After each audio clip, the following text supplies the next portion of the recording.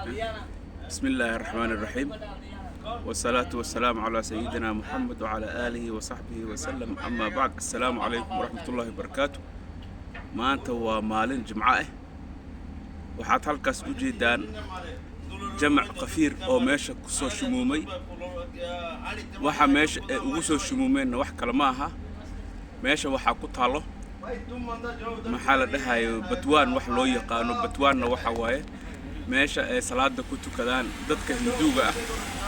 Marka waa magaalada Dubai oo dadka dalxiis u imaadaan iyo ganacsi iyo wax walba waxa ka jirto wax la dhahayo multicultural aad baaxad weyn u leh.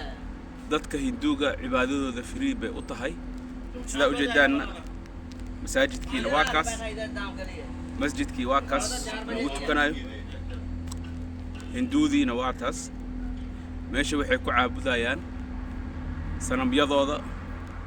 waxaa la sheegay meeshaas cuntadii iyo wixii oo dhan lagu daadinaa marka qurbaantii ay u bixiyeen qurbaan waxay u bixinayaan fruit iyo vegetable waxyaabahaas u bixinayaan marka waxaas oo dhan badda lagu daadinaa.